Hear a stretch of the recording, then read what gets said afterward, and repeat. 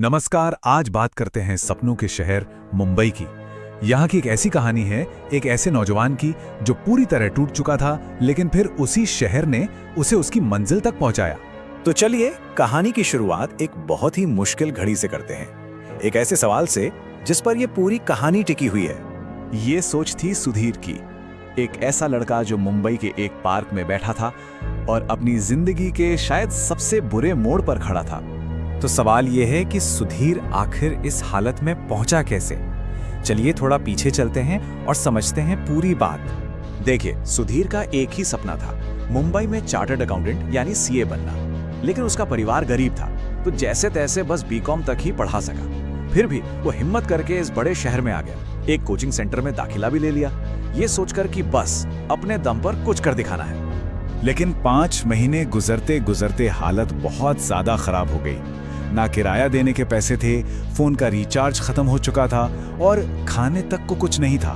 उसने नौकरियां ढूंढने की बहुत कोशिश की, पर या तो पैसे बहुत कम मिलते थे या फिर वो उसकी पढ़ाई के बीच में आ रही थी। और बस यही वो पल था जब वो पूरी तरह हार मानकर उस पार्क में बैठा हुआ था।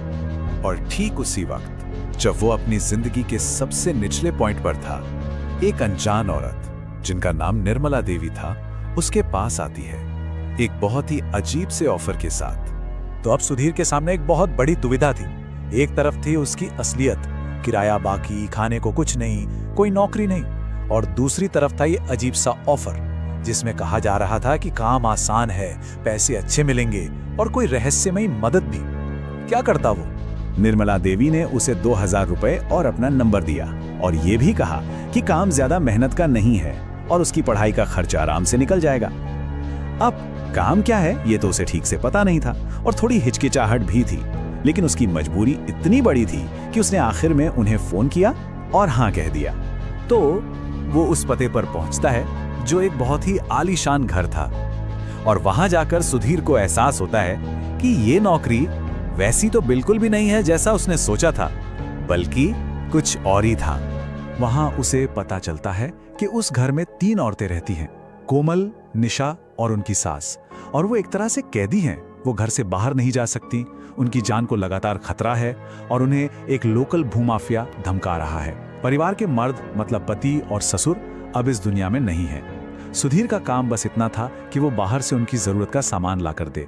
और ये खतरा कितना असली है इसका अंदाजा उसे अपने पहले ही काम पर हो गया। जैसे ही वो सामान लेकर निकला, कुछ गुंडों ने उसे घेर लिया और धमकी दी कि अगर दोबारा इस घर के आसपास भी दिखा तो अंजाम बहुत बुरा होगा। अब सुधीर बुरी तरह डर गया था।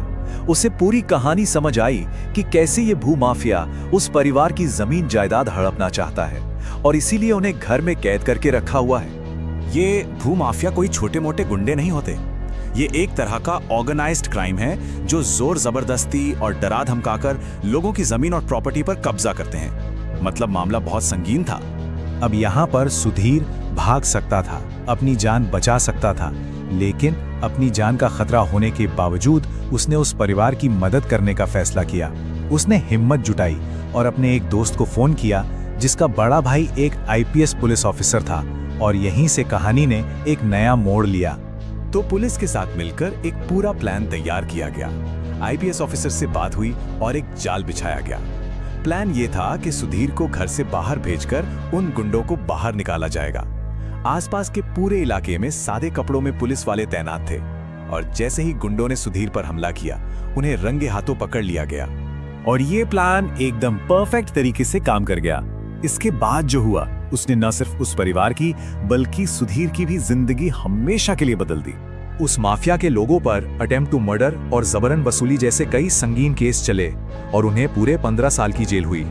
अब जब पूरा परिवार सुरक्षित हो गया तो सुधीर की जिंदगी में एक और अच्छी चीज हुई। उसे पता चला कि घर की बेटी निशा, उसने भी सीए की पढ़ाई की हुई है। फिर क्या था, निशा ने सुधीर की एग्जाम की तैयारी में उसकी बहुत मदद की। तो आने वाले कुछ सालों में सब कुछ बदल गया। सबसे पहले तो न्याय मिला, माफिया को 15 साल की जेल हुई। फिर आई सफलता, सुधीर और निशा दोनों ही कामयाब चार्टर्ड अकाउंटेंट बन गए, और इसी बीच दोनों को एक दूसरे से प्यार हो गया और उन्होंने शादी कर ली।